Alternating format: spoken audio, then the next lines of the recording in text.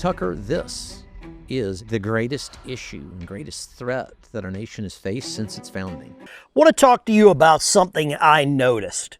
And I look at things a little differently from the submarine perspective.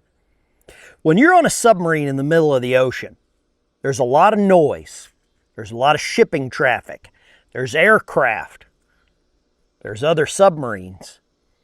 But you hear all of that when you're on a submarine. You hear it all. And when you're trying to get a clear picture of a target, you have to isolate the noise, the signature, the sound that target is giving off.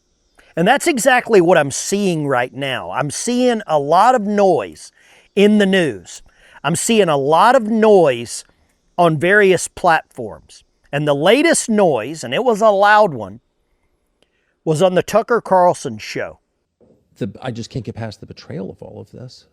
There's still 105. And I think if you were to poll Trump voters and ask, and I think a lot of them would say I'm disappointed by this or that, but the one upside is immigration enforcement.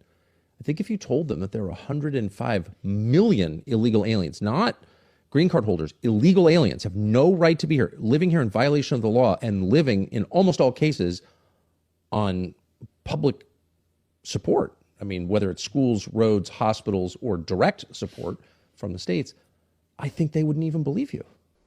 Greg Bovino, former Customs and Border Patrol chief, I believe is what his title was. He went on Tucker's show and said a couple of things that really made me think. And one of those things that he said was that there are 100 million people in this country that shouldn't be here. And that floored me.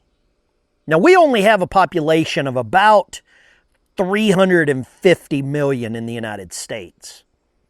So if he is accurate, and I don't see any reason not to believe him, that almost a third of the people in the United States shouldn't be here, let me know in the comments. Do you think Greg is out of line? Do you think he's wrong? Now, I know he feels a little jilted, a little jaded, probably a little bit of some angst the way that he was let go. And I don't know the reason that he was retired or let go from CBP. I don't know. That's none of my business, to be honest with you. He served his country honorably. And he did great work.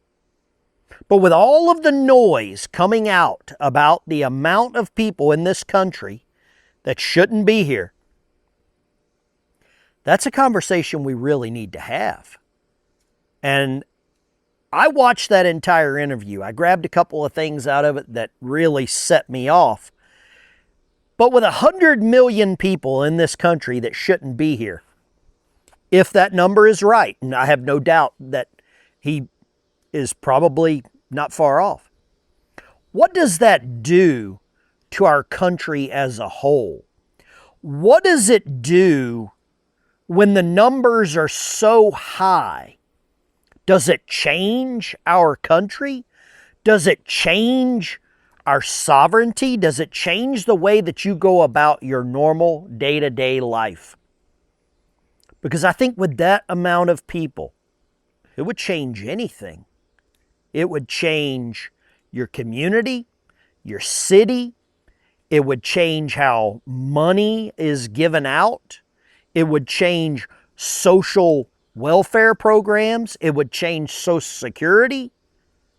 It could definitely change elections if those people are doing something on election day that they shouldn't be doing. And you know what I'm talking about. They could be voting in states where there's no ID, where there's no check and balance. 100 million people can sway, well, I wouldn't even say sway. I would say they would dominate an election.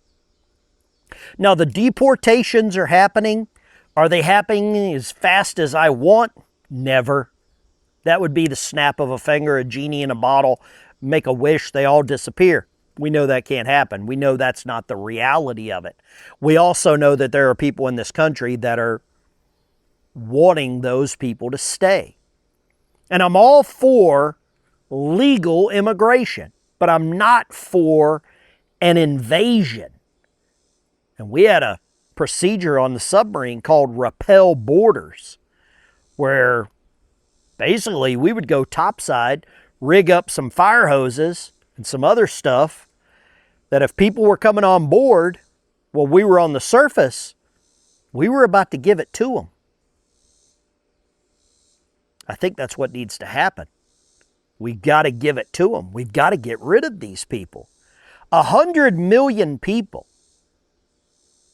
Why would Greg Bovino lie? I don't see the reasoning behind that other than maybe it was the platform. Maybe it was the Tucker Carlson hijinks. You go on Tucker, you say what you want to say, he expounds upon it, then you go to the next podcast. I don't know if that's the case. I don't know. But it could be. That very well could be the reason. But are we too far gone?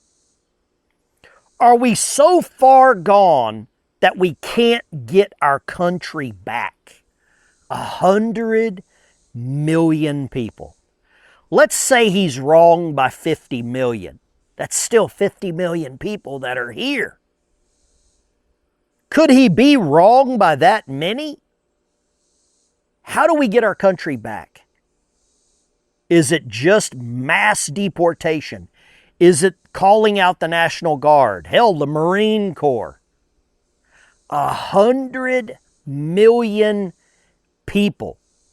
That's the population of Iran. Iran has 90 million people.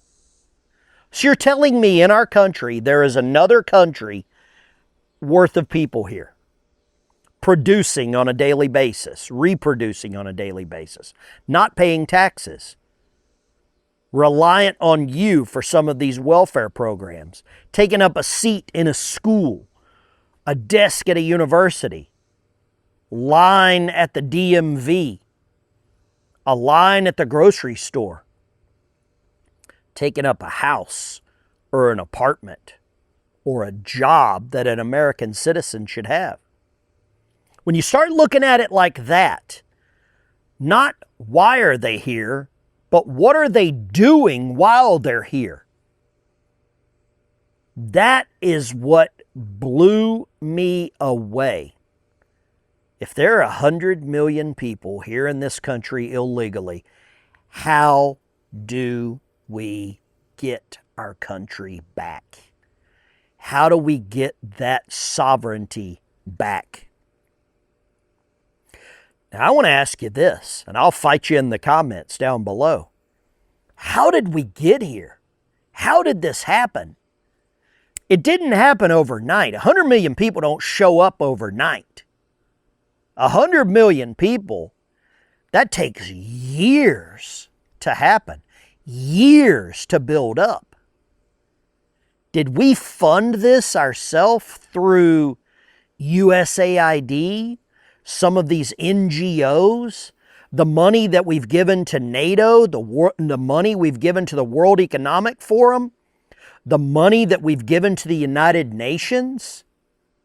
Did we pay for this ourselves? Is this what we bought with your tax money? Because it damn sure feels like we spent our money on the wrong stuff, ladies and gentlemen. The wrong things.